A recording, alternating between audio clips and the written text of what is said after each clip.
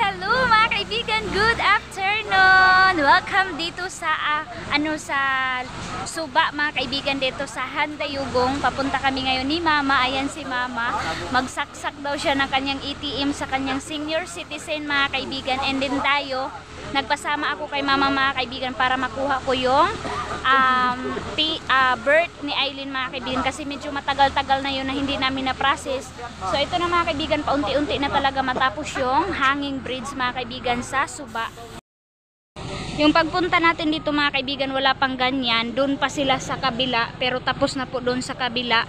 And then dito na naman pagkatapos nito mga kaibigan, grabe yung proseso. Ayan tuloy-tuloy talaga ang work mga kaibigan. So I hope soon malagyan na mga kaibigan para hindi na mahirapan magtabok dito sa Agusan, sa Suba River mga kaibigan. Ayan, medyo lumaki yung tubig ng Agusan dito mga kaibigan. So ito, papunta din doon to sa amin mga kaibigan sa Agusan Mars. Ito na connection na Suba. Kaya nakakamiss. Ito na mga kaibigan, ito na yung last update ko sa inyo kasi palubat na po yung phone natin. So hindi na po ako maka-update sa inyo kung ano yung namin ni Mama, mga ganap namin dito mga kaibigan sa hapon na ito. So kasi brown out mga kaibigan, hindi ako naka-charge, galing kasi kami sa school. Kaya yan, magsaksak na si Mother ng kanyang senior citizen. So hello mga kaibigan, good morning! Welcome ulit dito sa bahay ni Mama mga kaibigan. And ngayon mga kaibigan, balik po ako doon sa Loreto para po magkuha ng birth ni Aileen doon sa munisipyo. Hindi ko po nakuha kahapon kasi mga kaibigan, nag-brown out na na ni Ma'am, nag-type na sana. Okay na sana mga kaibigan, pero naatlan tayo ng brownout mga kaibigan. Kaya sabi ni Ma'am, balik na lang kayo kasi alas 4 na yun pagpunta namin doon mga kaibigan. So kailangan ko ng mga kaibigan, asikasuhin kasi pabor na mga kaibigan na pag school ni Aileen mayroon na tayong maibigay na birth. And lalong-lalo na mga kaibigan, 4 piece tayo na bago, baka kailangan din yun yung birth ni Aileen. Seeking meron na mga kaibigan si Aileen na lang. So sama si Aileen kasi magperma siya. And si Mama kahapon kasama namin, sa ngayon hindi nasama si Mama mga kaibigan. Ngayon na din mga kaibigan, back to Tikgo na tayo. Pagkatapos namin doon sa Loreto mga kaibigan, sama si Mama doon sa atin mga kaibigan, magbakasyon siya. And then sila Manang din, mag-uwi na din doon sa Kilubidan kasama yung mga anak niya mga kaibigan para maka-vacation din mga kaibigan. Kaya paalis na kami ngayon. So doon ko na update sa inyo kung ano yung ganap sa birth ni Aileen sa Loreto mga kaibigan. Mga kaibigan, nandito na kami sa munisipyo. Alas 8 na po, mag-start na po yung mga trabahante. Shout out sa lahat ng trabahante dito sa munisipyo sa Loreto.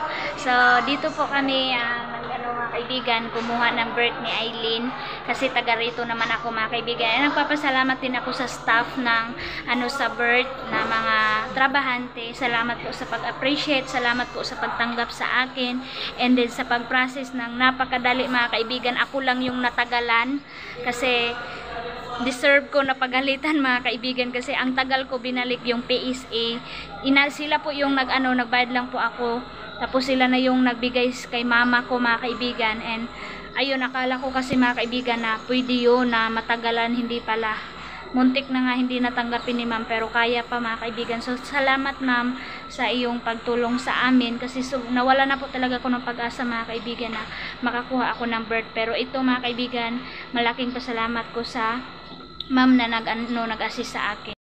Mga kaibigan, wala pang alas 8 kanina, nandito na kami. So alas 8:30 na po ng umaga dito mga kaibigan. So ngayon pa lang talaga mga kaibigan, mayroon na nagtanong sa amin kung sino daw yung kukunan ko. Pero kahapon na-process na yun, na-plaster na mga kaibigan. I-type na lang siya mga kaibigan. So yan, hintay na lang tayo. So ayan mga kaibigan, hindi talaga madali mag-practice ng birth, lalong-lalo na kapag wala kang marriage contract. So ngayon mga kaibigan, yung inanuhan namin, yung natagalan namin mga kaibigan is yung mga question, and then kailangan perfect talaga yung mga spelling, yung mga kailangan tinatanong, maano mo mga kaibigan, yung bang masabi mo ng tama, ganun mga kaibigan. Tapos yung marriage ko mga kaibigan, naiwan ko doon sa bahay ni Mama ko. Tapos ayun, nagka-busy kami kasi yung address sa marriage namin, nakalimutan ko, and then date yung marriage namin, ganun. So buti mga kaibigan, meron na talagang messenger makapag-send na kahit na naiwan mga kaibigan kapag pinicturan mo, makikita mo talaga mga kaibigan. So yun po yung update natin sa ating pagkuha sa birth ni Eileen. Tinarp na po siya. So na mga kaibigan, nakaperma na kami lahat, si Dodong Jonjon at saka ako, si Eileen mga kaibigan, nagperma na siya. So magantay na lang daw kami kapag tinatawag na yung name namin at saka madadala na namin. Yay! So ito na mga kaibigan, nakuha na namin. So thank you Lord. So uwi na kami mga kaibigan kasi mag-travel pa tayo palapas.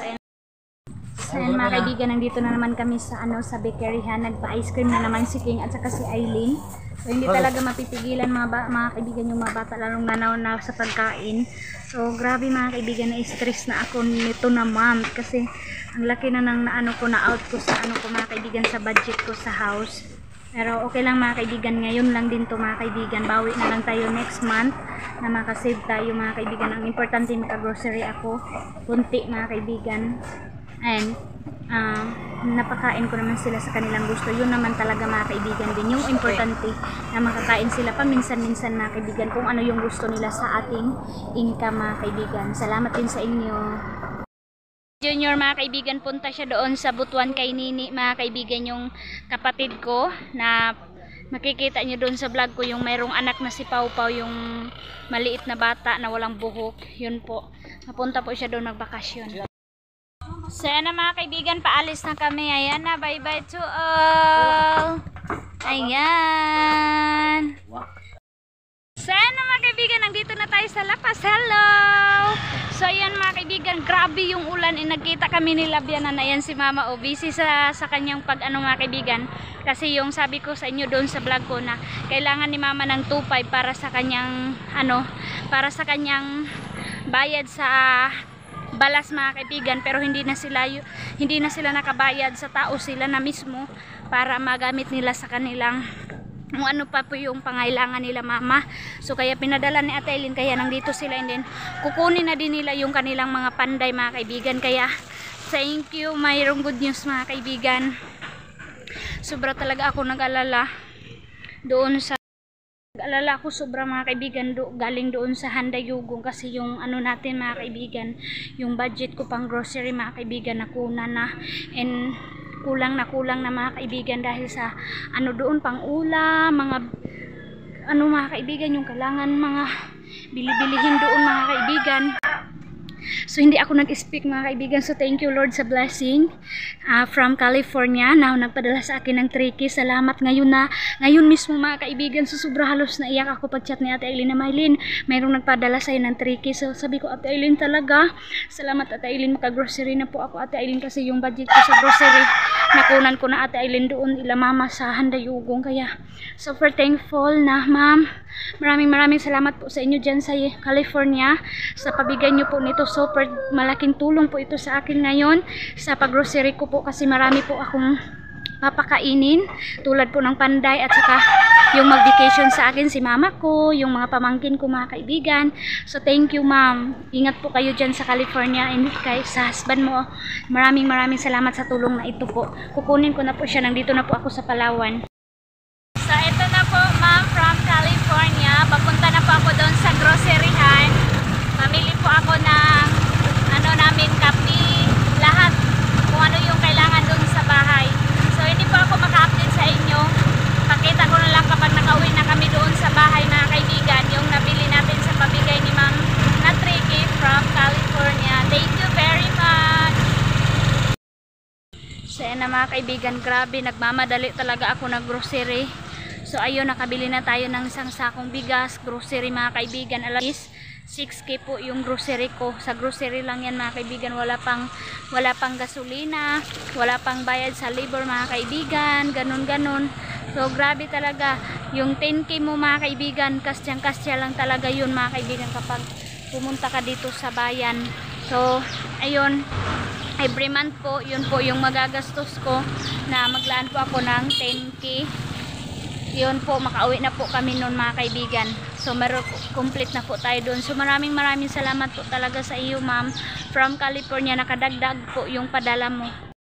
So ito na po ma'am, bumili po kayo ng ulam na lechon manok sa pabigay nyo po.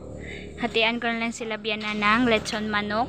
Kasi grocery na po natin yung binigay mo na ano ma'am. So meron pa tayong tira. So mag ano lang para mabigyan natin sila mama.